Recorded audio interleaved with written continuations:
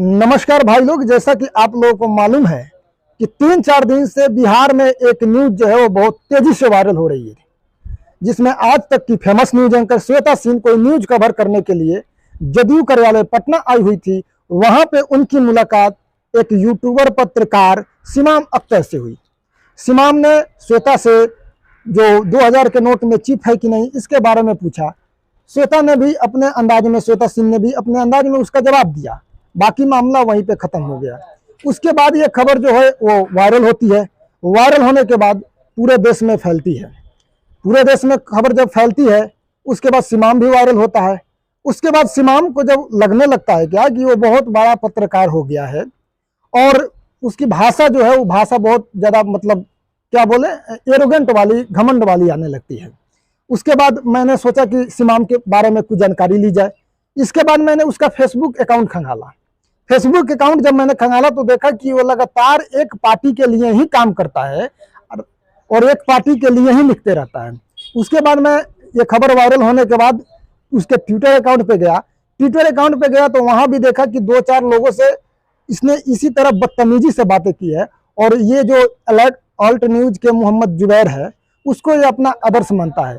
तो मोहम्मद जुबैर के बारे में आप लोगों को बताने की जरूरत नहीं है कि मोहम्मद जुबैर क्या था और किस कारण से यूपी जेल में गया था। बाकी यहाँ पे सिमाम अख्तर चर्चा में आया, वायरल हुआ, उसने बदतमीजी की। इस बीच में ही क्या हुआ कि एक क्रिएटर बबुआ करके राणा दीपू सिंह है, उनके बारे में ये एक वीडियो बनाया और उसमें उनको उलूल फुजूल बोलने लगा कि इनसे हमारा संबंध मुगलों से है क्या नहीं है। तो भाई सिमाम, मैं बताना चाहता हूँ कि मुगलों से कैसा संबंध रहा है कैसा नहीं है। राणा संगा की बीवी कौन सी थी, राणा संगा की बीवी कौन सी थी, अमर सिंह की बीवी कौन सी थी, इसके बारे में जाके पता करना। बाकी इतिहास के बारे में तुम भी जानते हो, हम भी जानते हैं। अगर कोई नहीं जानता है तो जाके किताबों से पढ़ सकता है या गूगल में भी सर्च कर सकता है। यहाँ तक सब खबर वायरल हुई, बात समाप्त हुई, सब ठीक है। यहाँ मैं एक चीज के लिए सिमाम को दाद दूंगा कि इस्लाम धर्म की एक बहुत बड़ी खूबी है और मैं इस्लाम धर्म को इसीलिए मैं सलाम करता हूं कि इस्लाम धर्म में कोई भी गद्दार पैदा नहीं लेता है, कोई भी गद्दार पैदा नहीं लेता है। और सिमाम ने इस बात को सच करके दिखाया और सिमाम को देखकर लगता है कि हाँ, इस्लाम धर्म ही दुनिया में एक ऐसा धर्म है जिसमें कोई गद्दार पैदा नहीं लेता है। अब आते हैं इसके दूसरे पक्ष पे। दूसरा पक्ष ये है कि जैसे ये वीडियो वायरल हुआ तो सिमाम के समर्थन में 2-4 जो हिंदू में दोगले पत्रकार हैं, जातिवादी पत्रकार हैं, जिसमें एक एक्सपोज मीडिया का विकास राज है और एक जो गाली देता है 24 घंटे गाली देने का ही काम है और पता नहीं साला किस बिल से गाली देता है जिसका नाम है संतोष रेणु यादव। ये दोनों उसके समर्थन में लगे बोलने और 2-4 और इसके मतलब चेले चपाटी जो कुकुरमुत्ते की तरह आते हैं वो भी लगे बोलने। तो मैं इन लोगों को बताना चाहता हूं कि कम से कम आप सिमाम से सीख सकते हो। सिमाम से सीख सकते हो कि सब कुछ करने के बाद भी हर काम कीजिए लेकिन अपने धर्म के साथ जुड़े रहिए। इन लोगों का अभी बागेश्वर बाबा आए थे तो इन दोनों दोगलों का काम क्या था, बागेश्वर बाबा के खिलाफ में बोलना। बागेश्वर बाबा के खिलाफ में, बागेश्वर धाम के खिलाफ में बोलते बोलते ये हिंदू धर्म के खिलाफ में कब बोलने लगे इसका कोई पता ही नहीं था। और सारा काम ये इसलिए करते हैं क्योंकि इनको वोट बैंक और एक खास पार्टी के लिए काम करते हैं। अब मैं बताता हूं संतोष रेणु और विकास राज का कारनामा क्या होता है।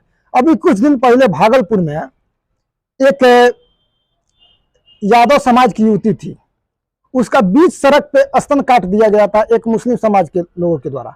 उस पे एक शब्द ये लोग नहीं बोले। क्यों नहीं बोले? क्योंकि इनका वोट बैंक कटने का डर था और ये जिस खास पार्टी के लिए काम करते थे उस पार्टी का ही दोनों MY जो समीकरण है वो वोट बैंक है। तो इस कारण से बोलते नहीं हैं और उन लोगों को ये दामाद बना के रखते हैं। बाकी मैं तीसरा पक्ष ये कहना चाहूंगा कि ये संतोष रेणु यादव हो गया या विकास राज हो गया, इन दोनों को आप जहां कहीं भी देखिए इनसे सवाल कीजिए, इनको रोकिए, पकड़िए और पूछिए कि तुम लोग एक पार्टी के लिए क्यों पत्रकारिता करते हो, तुम लोग एक जाति का ही बात क्यों करते हो। अगर तुम बात करते हो 90% का तो 90% में क्या दलित नहीं आते हैं, उसमें पासवान नहीं आते हैं, कुर्मी नहीं आती है, कोयरी नहीं आती है या तेली अदर कास्ट नहीं आता है, सब आता है। तो तुमको क्या एक खासी जाति का चाहिए? बाकी अगर तुम बात करते हो ओबीसी में तो ओबीसी में केवल तुम्हारी ही जाति है, सम्राट चौधरी जो है कुशवाहा समाज नहीं आता है क्या? और बात तुम दलितों की करते हो। रामविलास पासवान के लड़के चिराग पासवान, क्या वो दलित नहीं है?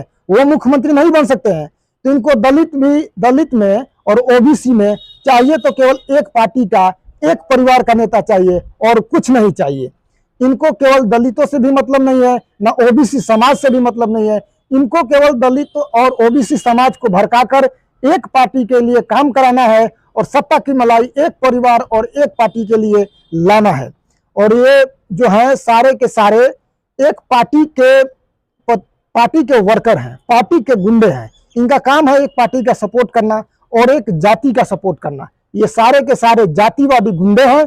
और मैं सभी लोगों से कहूंगा कि जहां कहीं भी ये दिखे, इनसे पूछिए, पकड़िए, रोकिए और पूछिए कि क्यों ये जातिवाद फैला रहे हैं बिहार में, क्यों बिहार को तोड़ने का काम कर रहे हैं, क्यों स्वर्णों को, दलितों को और ओबीसी को बांटने का काम कर रहे हैं। बाकी ज्यादा कुछ न कहते हुए मैं यही बोलूंगा कि मैं भी एक ब्लॉग बनाने जा रहा हूं, एक चैनल क्रिएट करूंगा और इन लोगों का एक्सपोज करने का काम हर सप्ताह में किसी न किसी मुद्दे पे मैं करता रहूंगा। बाकी ये वीडियो कैसा लगा आप लोग बताइएगा। जय श्री राम, जय भवानी।